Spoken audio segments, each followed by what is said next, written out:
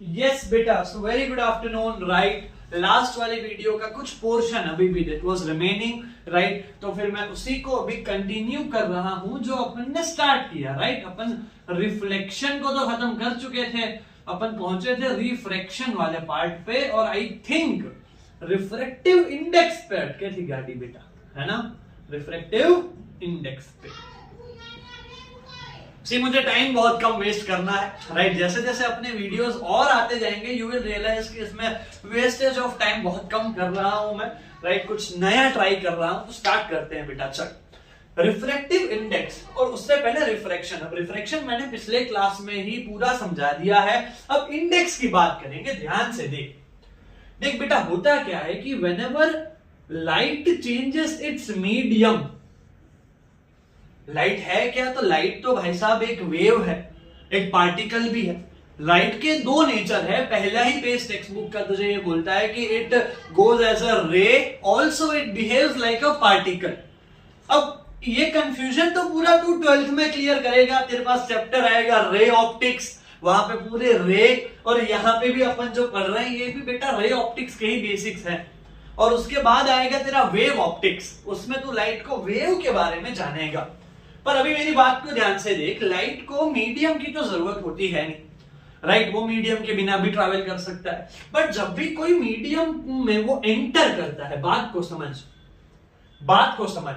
जैसे कि लाइट बेटा यहाँ पे एयर में है, एयर से मान ले कि लाइट जा रही है ग्लास में, मीडियम बदला एयर से ग्लास।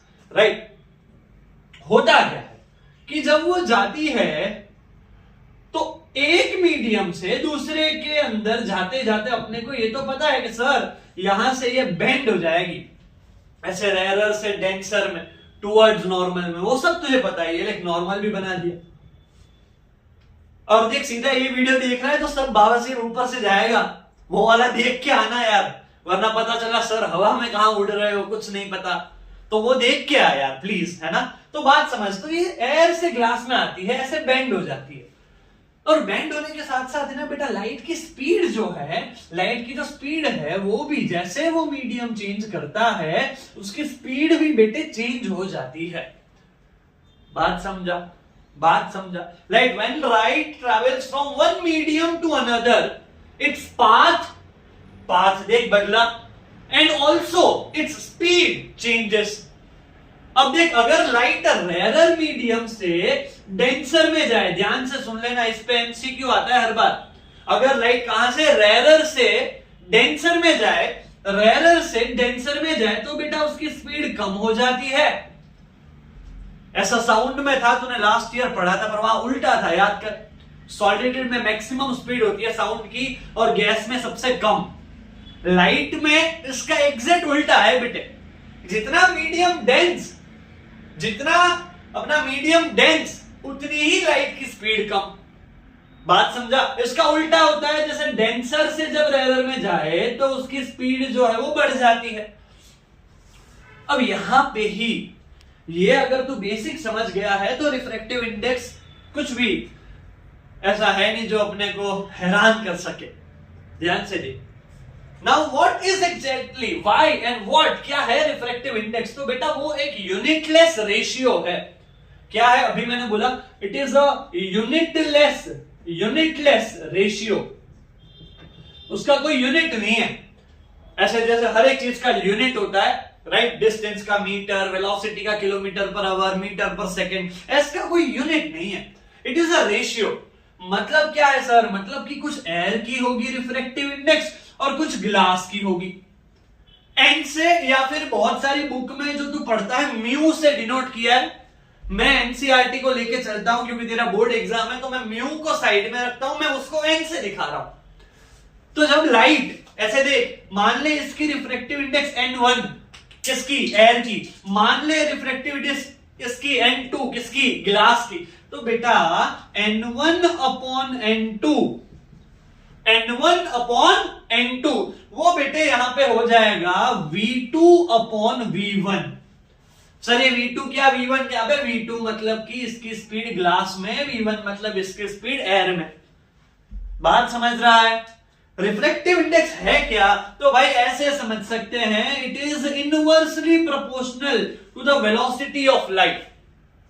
जितनी वेलोसिटी कम किसी मीडियम में लाइट की, उतना ही उस मीडियम का रिफ्रैक्टिव इंडेक्स ज्यादा। बात समझ रहा है? जैसे डायमंड का बुक में दिया हुआ है बेटा, तेरे को पता है कि इट इज 2.42 हाईएस्ट है, तो भाई इसमें लाइट की स्पीड लोवेस्ट होगी। बात समझ रहा है? इसके ऊपर से बेटा there is always a question आता ही है बोर्ड में, या तो वो केस स्टडी में आएगा बेटे, या तो फिर तेरे एमसीक्यू 1 मार्कर में आएगा।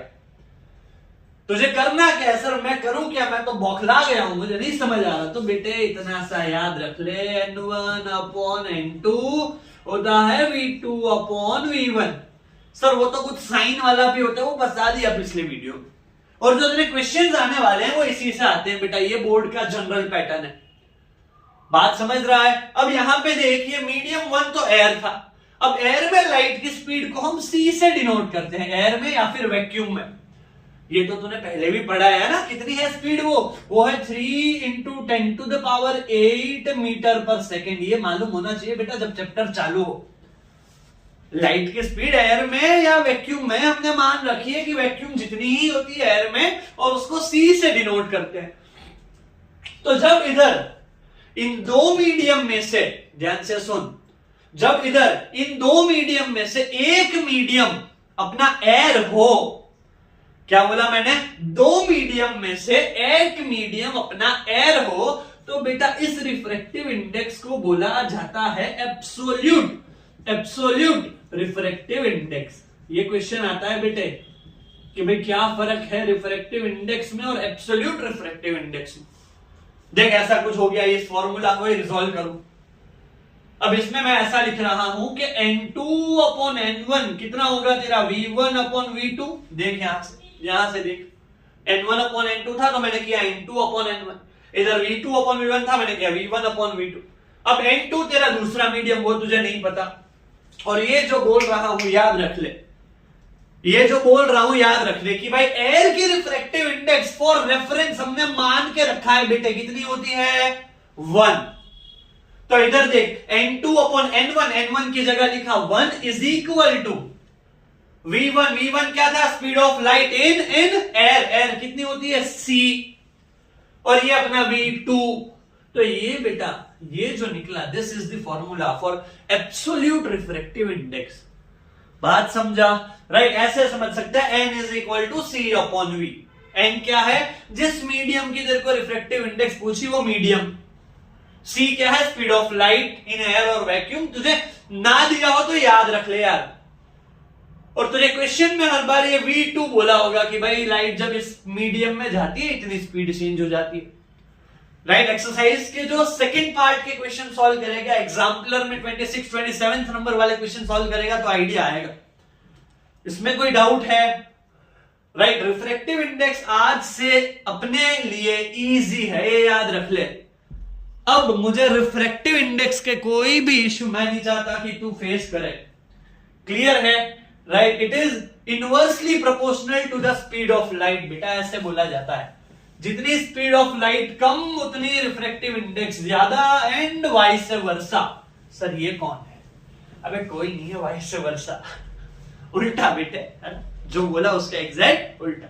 चला, लास्ट जो मुझे बताना था इस वाले पे बेटा, वो बनाना था और बताना था रेनबो के बारे में। रेनबो फॉर्मेशन, अगेन ये क्वेश्चन बहुत इंपॉर्टेंट है, पूछा जाता है। 3 मार्क का आइडियल क्वेश्चन है दोनों में, जीएससीबी सीबीएसई। तो इसमें गलती करता है तू। देख सबसे पहली चीज मैं तुझे बता दूं, और ये अपना आंसर राइटिंग सेशन है तो मैं तेरे को आंसर के फॉर्म में बताता हूं और तेरी गलती भी बताता हूं। इधर ध्यान से दे, वो क्रिटिकल एंगल अभी समझा नहीं रहा, अभी समझाने जाऊंगा तो ये अलग फॉर्मेट वीडियो अलग बन जाएगा। वो रिफ्रैक्शन में मैंने ऑलरेडी समझाया है, आगे आएंगे क्वेश्चन, टेंशन मत ले। बस यहां देख रेनबो फॉर्मेशन कैसे लिखेंगे तो कि भाई when you know sunlight, when sunlight enters tiny droplets of water, जब सनलाइट जाती है, ये देखिए गई सनलाइट, कहा है inside a tiny droplet of water, ये अपना पानी का बुलबुला है भाई। और ऐसे ही ये फिगर बनाना, पेंसिल से बनाना बेटे, कोई भी फिगर कितनी भी रफ हो वो फिगर नहीं कहलाती जब तक वो पेंसिल से ना बनाया जाए। पेन से नहीं होता बेटा, वो रफ वर्क होता है फिर, समझा? तो यहां से तूने लाइट की रे बनाई, when sunlight enters the tiny droplets of water. अब देख ये नॉर्मल बना ले बेटे, अब देख it undergoes dispersion and TIR। It undergoes, वो करता है, क्या करता है? डिस्पर्जन, मतलब सनलाइट खुद भी तो व्हाइट होती है। ये जो छोटा तुझे ड्रॉप दिख रहा है ये एक प्रिज्म के जैसे काम करता है, जैसे अपना वो प्रिज्म डिस्पर्जन कर रहा था। यहां पे क्या होगा, यहां से लाइट की रे से निकलेगी, ध्यान से देख ले फिगर, एक नहीं बनानी है, दो बनानी है, क्योंकि ये सब स्प्लिट हो रही है, डिस्पर्स है ना बेटा। अब देखिए ऊपर वाली को लिखूंगा R, नीचे वाली को V, इस पे मार्क्स कटते हैं। अपना सारा कंटेंट सही होता है, पर ये छोटी सी गलती तेरा गया marks.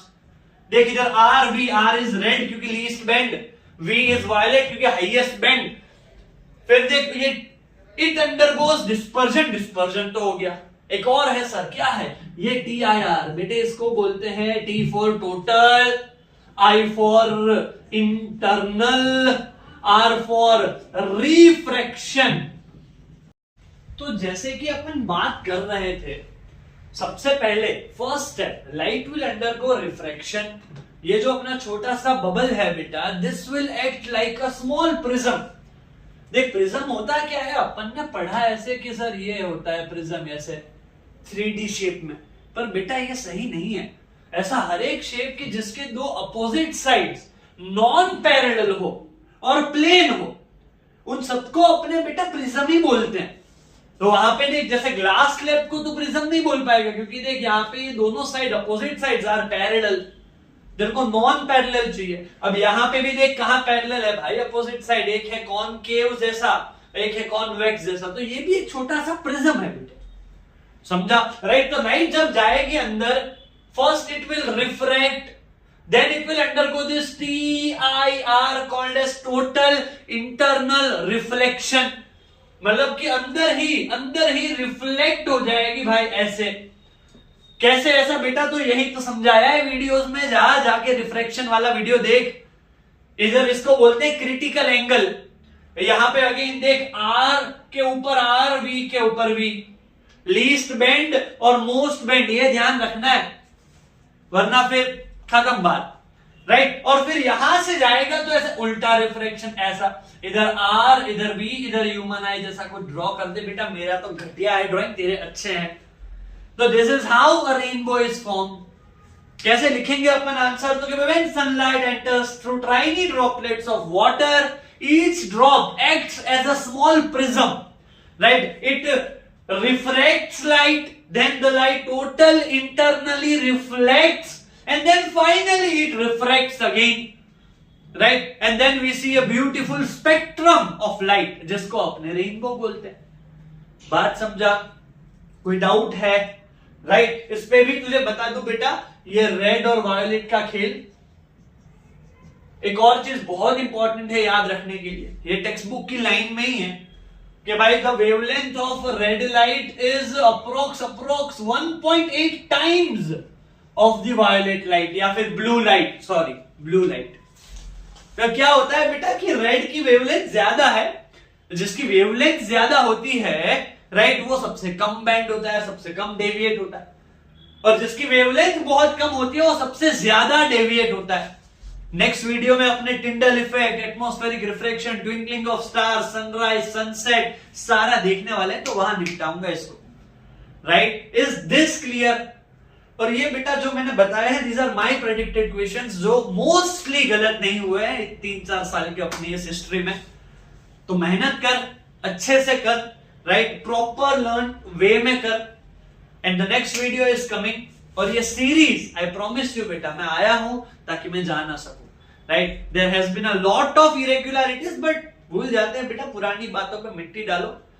I am here and you don't have to fear. अपना ध्यान रख, कहीं भी अटक रहा है कमेंट कर दे, आई विल बी देयर।